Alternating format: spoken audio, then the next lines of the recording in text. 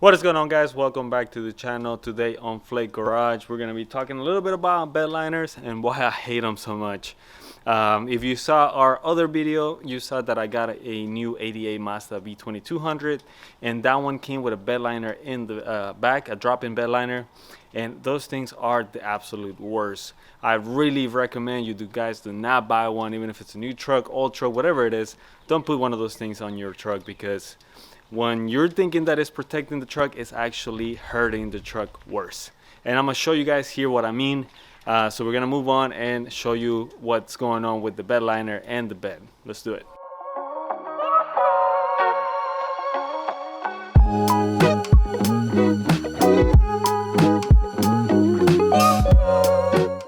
Check it out, guys. So I'm starting to take off the bed liner that was in this truck. This is the white Mazda, and right now I took this panel off the back of it because my handle is broken, so I had to remove everything to get access to the cables back here, so I can then open the tailgate and I can finally start cleaning this mess in here. But right off the bat, you already seen here, this is part of the reason why I don't like plastic bed liners, drop-in bed liners like this, because look at that. That's just moisture being trapped in there. All this dirt is underneath the bed liner. So all that stays there, stays wet, stays just basically rusting your bed away. So really, guys, if you get in a new truck or anything like that, don't do a drop-in bed liner like this. It's gonna rot your bed eventually. You're better off going with something like a spray-on bed liner if you really need one. And if you don't need one, then just leave it as is. You're better off fixing scratches, honestly, on the bed than having to deal with rust. Right now, like I said, it's just not looking too bad right now, but I already see a bunch of dirt trap in here. I already know in that corner is broken because of this bar they put in here. So I already know there's gonna be a bunch of dirt over there trapped, and honestly, that front part is what I'm more concerned about, because I feel like that's where gonna be most of the rust, if we have any. So fingers crossed we don't have any rust over there. So let's start taking this off, hopefully, so we can check it out. All right, guys, we have finally taken off the plastic bed cover, and just look, I haven't moved anything, I haven't cleaned anything yet, but look at the amount of dirt and water that gets trapped under here. Look at that. The front, this side is not too bad, but this side, oh my god, it's absolutely terrible. Everything here, you can see parts of it are starting to kind of rust through. They're starting to get a little bad. We're gonna have to hit that with something to prevent more rust from happening. But I mean, the front of it looks absolutely gross. Look at that. That is there. As soon as I start messing with that, it's just gonna completely crumble, maybe rust all the way through, and that's really gonna suck. We already have this hole. Look at that. That already completely rusted through because of the bar that was here. I don't know why the previous owner decided to weld it in place. I think it would have been better if they would have just bolted it on. It's easier to deal with just one hole or a couple of them than having the whole thing rusting completely through.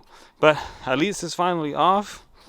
For the most part, it does not look too bad. The rest of it looks to be in decent shape. We still have this bar that we need to somehow get out of here. I'm sure it's welded on down there, and then deal with the rust spots that we have here. So first of all, we're gonna go ahead and get all this dirt off of it, get all this water out of here, and then see what we're dealing with. So let's do that.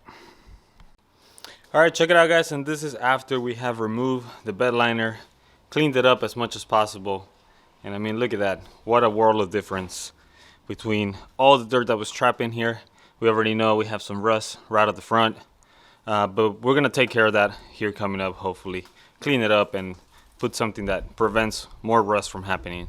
But I mean, the bed itself is not bad. It has some kind of double-sided sticky tape residue in here, so we're gonna take care of that as well. But yeah, not bad. So as you can see, there's gonna be a lot of cleaning and messing up and trying to fix a lot of that rust that's in this bed. Hopefully we might just hit it with some kind of paint, scrape it, then paint it to hopefully prevent more of that rust happening. But as you can tell, the drop-in bed liner, it's good in theory. You think it's gonna protect your bed because you're putting stuff in there.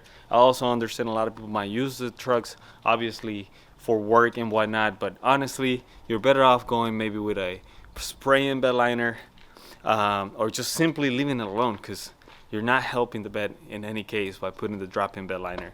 because all it's doing is holding moisture, it's holding dirt, and all of that is slowly but surely rusting right through your bed. So don't do it, guys.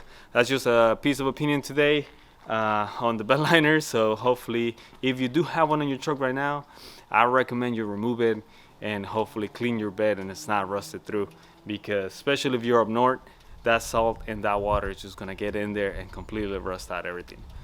So that's all I have for today, guys. Hopefully you guys keep enjoying our videos and liking our comments. So hit that subscribe button like always, and we'll see you guys in the next video. Bye.